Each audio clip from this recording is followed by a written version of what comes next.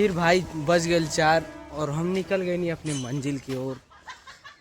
उदारी लेनी धीरे धीरे टगरत बनी चला खेत में। कैस के 4 जब बजेला तब्बे घंटी बाद जला खेत में जाए खाती। बहुत दुख बा हमार भाई। आई घर का काम क्या करिए। खेत में जाए के मन आ रहा है लेकिन फिर भी अपने दिल और अपने हौसला के हम मनैनी की भाई आज चल नहीं तो पापा लगे गरी आवे। और फिर हम चल देने है चीरत फारत है गली और नहीं गली नहीं है बारी है। सॉरी यार खाती सॉरी। घर से हमारे थोड़ा दूर पे खेत बाटे के लिए हम थोड़ा अपने आप के संभाल ना पानी गली और थी कहत रही। चलो भाई करे लिए सो सॉरी।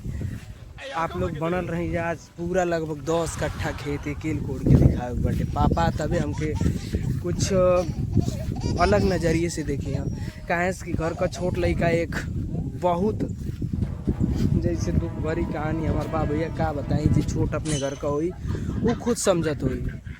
तो फाइनली अपने मूंगफली के खेते के कुछ दिन पहले हम ही कोड़ले रही 5 कट्ठा एक कोड़ले रही फिर भी घास तो जिंदगी में हमारे नहीं ले जाई। और घास ही के दवाई हम कौन मारी हमारे भाई। हम बहुत मजबूर बानी एक चीज़ के लेके। अब है घेवड़ा महाराज के झोरे बाटे देखो पूरा बड़हन प्लाट बा आधा झोर दिल बनी आधा में बाकी रह गई बा। देखो कहाँ से कहाँ बाकी रह गई बा देखावत नहीं भाई। हमारा वही में थोड़ा बारिश हो नहीं की आवत कि हमके कोड़े के न पड़े। हम ही खोजनी है कि बारिश आ जाए लेकिन बारिश ना आएगा। देखो ऐसा बात फिर चलते जाएगा। हेलो गाइस तो हमारी वीडियो में बने रहिए। हम कोड़ के चालू कर रहा था अब देखा रिया लोग तो हाँ हमारे भाई इतने बाकी बात देख लो। आधा से ऊपर गोड़ा गई बा थोड़ा सा और रह गई बा। आज फाइनल कर दे बाटे तो कल से घुमाई हुई। हमारा सिद्धांत है कि भैया किसानी करेंगे लेकिन जिससे प्यार किए हैं उससे शादी करेंगे। तो हम कहना क्या चाहते हैं गाना के माध्यम से बता रहे हैं। किरिया खा के कह दीदिया चाहे मम्मी के कसम हर हालात में न साथ हमार छोड़ बुए सनम प्यार हम करी ले बस तहरे से।